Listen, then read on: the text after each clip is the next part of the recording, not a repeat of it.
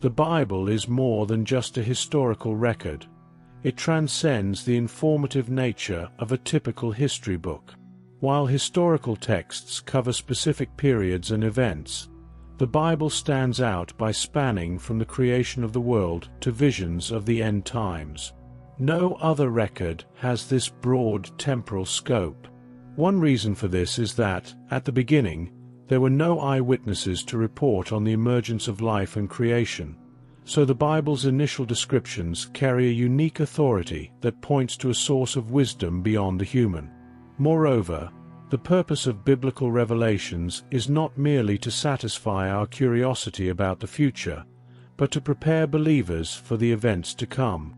Jesus shared these insights so that we wouldn't be shocked or led astray by what is to happen.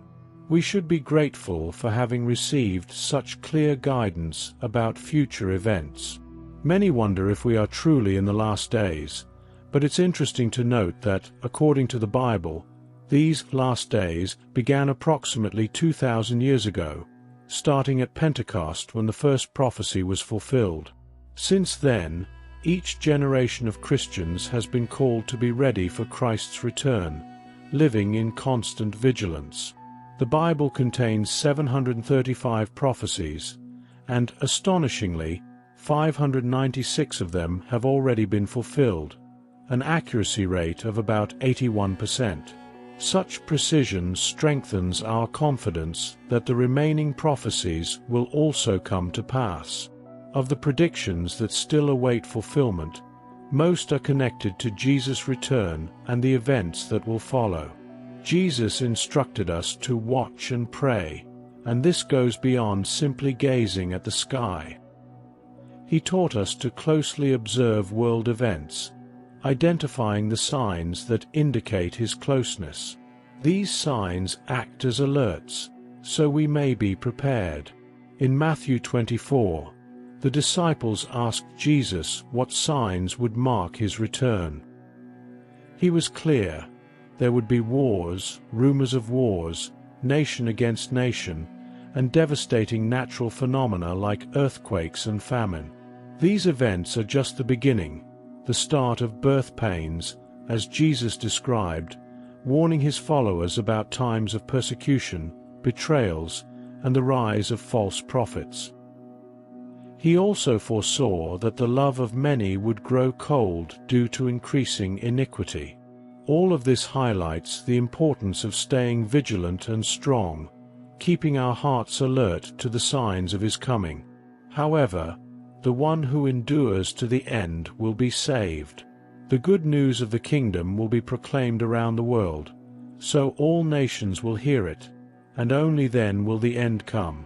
The day is approaching when we will witness the fulfillment of what the prophet Daniel foresaw, the sacrilegious object that will desecrate the sacred place.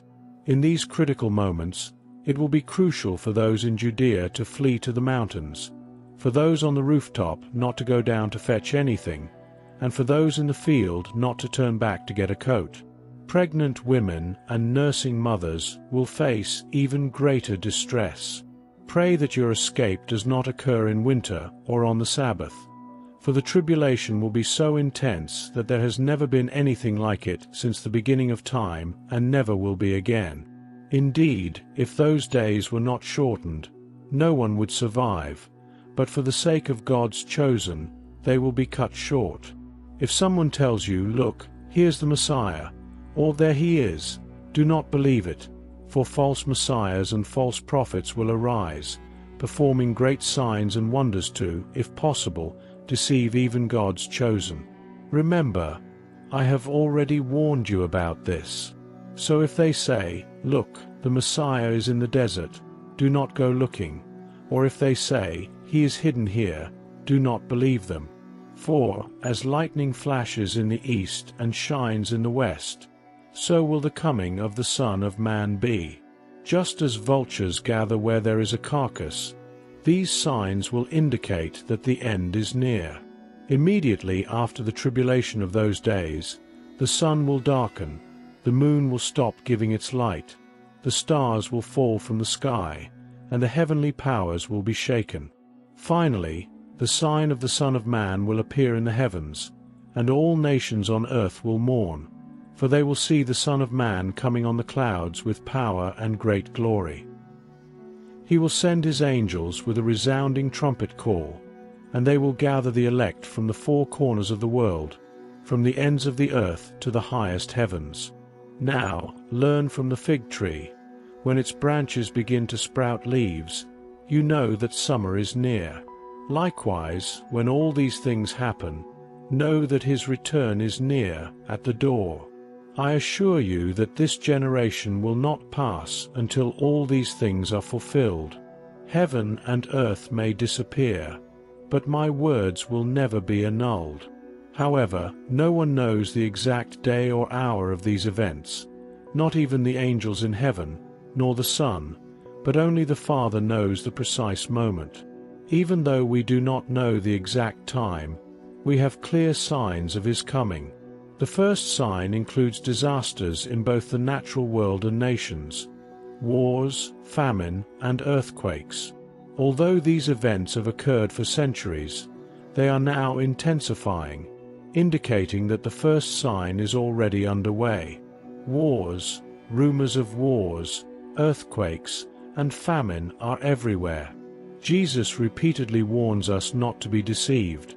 False Christs and false prophets will arise, taking advantage of the turmoil to present themselves as saviors. There are well-known examples of people claiming to be saviors and leading others to desolate places, resulting in tragedies. And as more problems arise, more liberators will appear. But, as Jesus advises, we should not be alarmed by new wars or disasters. These events, as painful as they may be, do not signify destruction but birth. These disasters are like labor pains, heralding a new world about to be born. In light of this, we should change our perspective. The disasters in the world represent signs of the birth of a new era. Thus, we are different.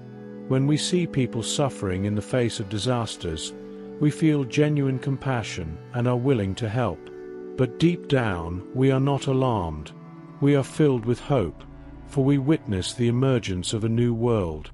Amid so many challenges, we are neither discouraged nor disheartened. In summary, Jesus' advice to us is not to panic, but to find joy and hope, for these events are signs of something new. The second sign of his coming does not manifest in the world, but within the church. While the first sign relates to worldly disasters, the second is rooted in church life.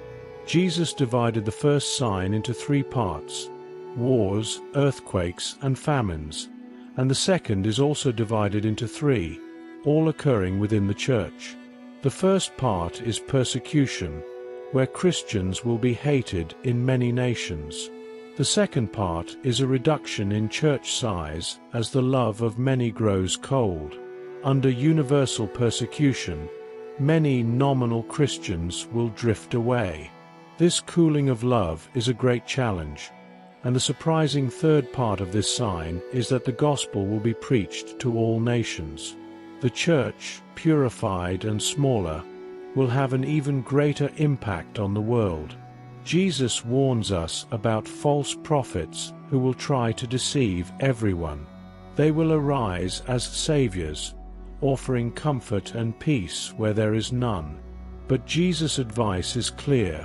We must not fall for these deceptions. Those who persevere to the end will be saved. When this sign occurs, and the church is despised by the world, we will be ready for the third sign, the distress in Jerusalem. Jesus references the prophecies of Daniel, which speak of an abomination of desolation. This refers to a tyrannical leader who will set himself up as God in the holy city of Jerusalem and will have a global impact. After this, the fourth sign will manifest, marking Jesus' return. It will be a swift, unmistakable event, as all natural light will disappear, the sun will darken, and the stars will fall. The Bible offers various predictions of this event. Isaiah, for example, describes the heavens rolling up like a scroll, with all stars falling. At that moment, only artificial light will remain on earth until God turns off all lights to prepare the world for the bright lightning that will announce his return. Jesus will then return in the clouds, and all will recognize him. There will be no stadium large enough to accommodate such a vast crowd. Instead, we will all meet with him in the heavens, in an extraordinary moment of union. Jesus also uses the analogy of the fig tree to help us understand his message. When the fig tree's branches become tender and its leaves appear, we know that summer is near. Likewise, when we notice all these signs, we will know that Jesus' coming is near. The fig tree is a direct comparison, used by Jesus to explain that, upon seeing these 4 signs, we can be assured that the prophecy is about to be fulfilled. To wrap up, remember to subscribe to the Illustrated Bible channel and turn on notifications to stay updated on content that enlightens, inspires, and helps you understand the Bible. Don't miss our upcoming videos, and come be part of this journey of knowledge and faith.